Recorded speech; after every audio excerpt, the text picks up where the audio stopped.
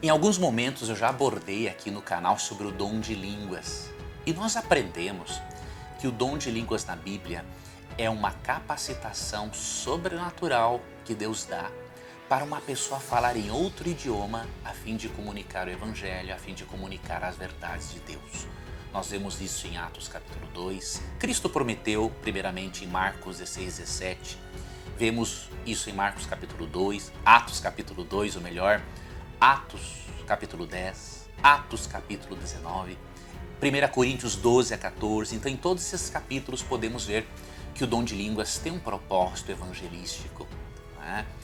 E nós cremos que o dom de línguas, e eu já expliquei aqui, é um dom de idiomas, porque a palavra língua, do grego glossa, significa idioma. Então, dom de línguas na Bíblia é dom de idiomas. Simples assim. O verbo falar, né, que é falar em línguas, o verbo grego laleo, se refere à linguagem do dia a dia. Então o dom de línguas não tem nada a ver com língua dos anjos ou línguas estranhas, mas com uma capacitação, sim, sobrenatural do Espírito Santo para pregar em outros idiomas. E isso pode ocorrer sim nos dias de hoje. O Espírito Santo, de acordo com 1 Coríntios 12, 11, é ele quem escolhe os dons espirituais. E quando ele vê a necessidade de certo dom, ele dá. Mesmo que o dom mais usado hoje entre todos, né, mesmo que a ênfase bíblica hoje, na verdade, seja no dom de profecia, de acordo com Atos 2, 17 e 18, né, o dom de profecia será muito usado por Deus nos últimos dias, os outros dons continuam em vigor, inclusive o dom de línguas.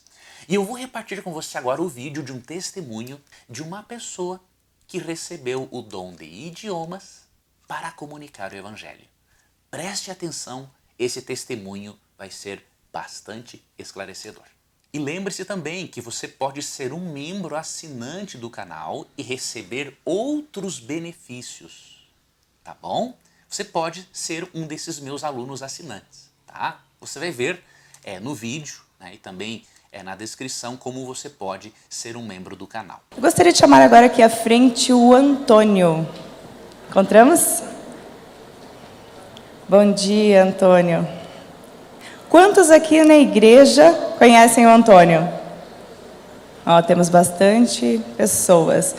Quantos sabem o testemunho que o Antônio viveu aí no final do ano passado? Quantos já o ouviram contar? Temos aqui. Bem, eu acho que agora é um momento assim que realmente os irmãos ficarão impressionados com uma história de milagre incrível que o Antônio pode vivenciar no final do ano passado. O Antônio é aluno do 4º ano de teologia. No 3º ano de teologia, os alunos costumam sair para a prática pastoral. Aqui no IAP, todos os alunos eles têm aulas práticas desde o 1º ano. Mas é no 3º ano, né, Antônio, que saem para essa igreja, são aí numa média de 3 meses. E o Antônio ele pode viver uma experiência incrível nesse momento. Só que eu vou economizar aqui a minha fala e vou dar o microfone para ele poder contextualizá-los algo que ele viveu. Bom dia, Gisele. No mês de setembro do ano passado, meus colegas e eu fomos enviados para o evangelismo. O evangelismo é um requisito prático do teológico, em que o aluno fica 3 meses numa cidade, desenvolvendo um trabalho da pregação do evangelho. Eu fui para Pato Bragado. Pato Bragado é uma cidade do interior, aqui no oeste do Paraná, uma cidade de colonização alemã, bem organizada. E lá fui eu, com o coração transbordando de expectativas. Inexperiente, porém, bem treinado e orientado pelos professores. Quando eu cheguei lá, percebi que as minhas expectativas começaram a ser frustradas, porque a realidade é totalmente diferente da que eu estava acostumado. Até então, o povo, eu via que era muito fechado, uma cultura totalmente diferente. Para tu teres uma ideia, às vezes eu saudava, cumprimentava, e o pessoal não respondia. Eu dava o benefício da dúvida, né? Pensava assim, não, talvez eu como tenho um português meio enrolado, talvez eles não estão percebendo bem. Vou tentar desenhar um pouco mais as minhas palavras, né? E ainda assim, não. Quando eu fui para o banco, em lugares públicos, assim como o banco, lá encontrei uma senhora Enquanto eu entrei tranquilamente, ela ficou apavorada, segurou a bolsa, né? A bolsa dela. E o gerente lá do banco falou: fique tranquila, ele é um cliente já assíduo daqui. E ela ficou assim meio rosa, né? Ficou vermelha. Uma cidade bem conservadora. Era uma cidade, né? muito conservadora, né? Eu tinha um prós, porque eu gosto de coisa séria também, né? E o contra é que eles usavam a cultura, e principalmente o idioma, como um bloqueio, como uma barreira para mim. E estava muito difícil para mim, muito mesmo.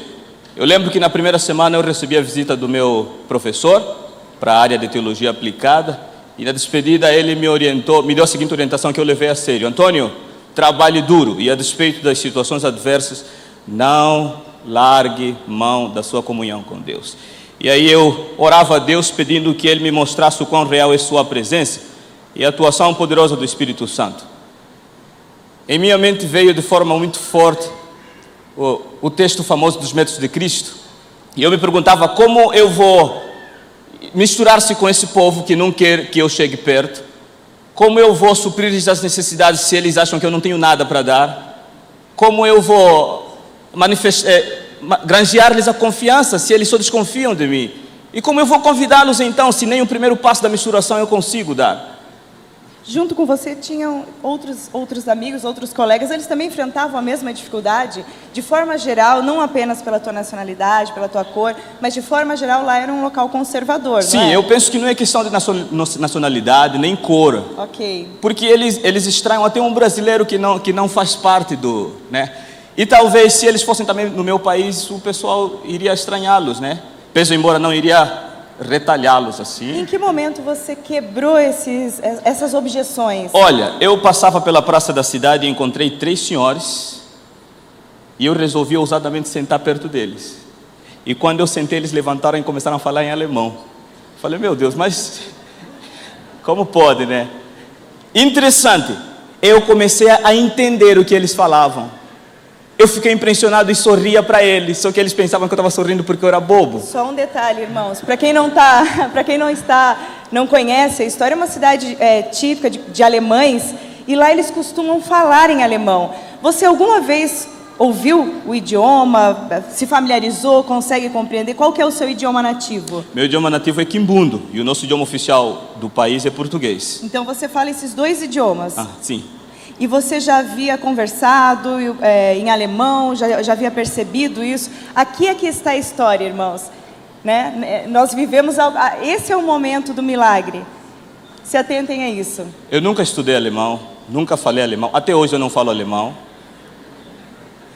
Foi quando eu olhei para eles sorrindo, porque eu estava entendendo o que eles falavam para mim, é que eles conversavam entre eles, e um deles ousadamente perguntou para mim em alemão: e aí, desculpa a expressão, mas eu não me ofendo. E aí, seu preto, o que você está fazendo aqui nessa cidade? E eu respondi em alemão. E você entendeu que eles estavam falando em alemão? Eu entendi. Naquele momento você achou que eles estavam falando em alemão? Houve alguma suspeita? Será que eu estou entendendo direito? Você compreendeu que você estava entendendo? Naquele exato momento eu pensei: será que eles estão falando inglês ou português? Nenhum desses dois idiomas eles estão conversando. Eles estão falando alemão. E eu estava impressionado porque eu estava entendendo o alemão. E o Espírito Santo falou de forma muito forte na minha mente: fala com eles. E eu me perguntava: mas como eu vou falar se eu não consigo falar o alemão? Foi quando o Senhor dirige a pergunta para mim e eu respondi em alemão. Ele ficou assim: Mein Gott, Schwarz sprechen Deutsch. Meu Deus, o preto falando alemão. Eu fiquei impressionado porque a confirmação de que eu estava falando alemão vinha deles. E você ficou feliz também? Eu fiquei feliz, claro. E não te ofendeu o fato de eles te chamarem de preto? Não, eu estava feliz porque o processo da misturação estava começando. É o que eu queria, misturação. Havia algo maior por detrás, né? Ok, eu estava ali com uma proposta de oferecer-lhes o Evangelho. E a partir dessa conversa, portas se abriram de maneira muito segura. Esse povo podemos ter dificuldades no começo, mas eles são muito bem confiáveis.